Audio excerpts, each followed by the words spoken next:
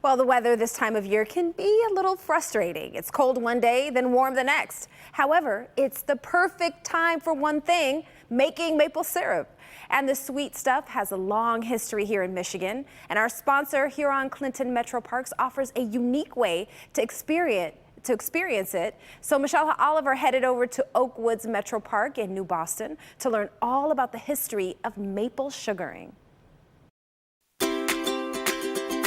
There's nothing quite like pure maple syrup on pancakes. That rich, deliciously sweet flavor that's full of depth is one of a kind, and it actually has a long history in our area. It's pretty well agreed upon that maple sugaring started with our indigenous peoples, probably about 500 years ago or so. At Oakwoods Metro Park in New Boston, you can learn all about that history, and it starts here. Yeah, so what we're standing in front of here today is a wigwam, and this would have been typical to see in a sugaring village, where they would collect sap from nearby sugar maples, called a sugar bush. They would put it in a log and do one of two things. They could either put the hot rocks in to boil the water off, or they left it overnight out in the cold and the water in there froze, and they would pull the ice out, and that's when they would put the rocks in to get that water out. What they were left with was maple sugar.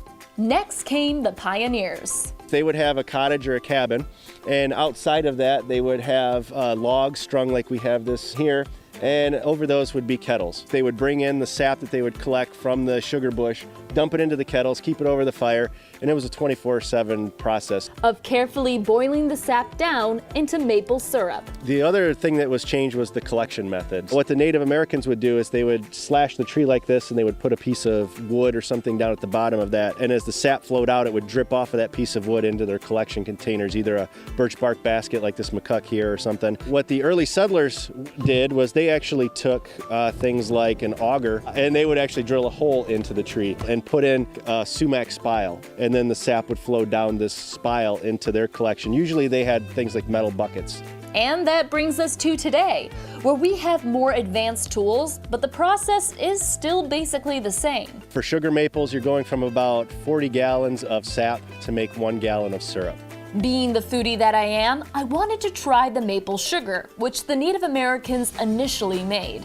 Powdery is the term I would use. It's not like regular sugar. It has a different texture, but it's still very sweet. And then at the end, you get that like syrupy taste. There are 6 total Metro Parks with maple sugaring programs. Different locations handle the programs a little differently. In some of our other locations, it focuses more on maybe the science of sap or the actual process and the agricultural features of maple syrup and different topics in between. There's also a self-guided tour you can follow through the woods with signs like this one. If you follow the QR codes, it will take you to an educational video. This is where the 3 B's become useful. The first B is bark. And after your trek through the woods, you can warm up and learn some more at Oakwoods' newly redone Nature Center. Our theme for the Nature Center exhibits are the Huron River, a timeless resource. So we have exhibits that talk about our local beaver population and talk about our wildflowers in the woods, some of the animals that you can find out here in the park. And then behind me here is an exhibit that highlights the Wyandot of Anderdon Nation, who were a group of people who lived here from 1818 to 1842 on a reservation, which covers this exact spot that we are on today. So come check out the sweet history behind maple syrup. For more information on the maple sugaring programs the Metro Parks are running, and for the park nearest you, visit metroparks.com/maple. Now that's a sweet surprise. And you have a chance to win a free annual pass to the Metro Parks. This pass will get you and a carload of your friends and family into 13 Metro Parks across 5 counties. The prize is valued at $40. For your chance to win, go to the contest page on clickondetroit.com. Contest rules are posted there as well.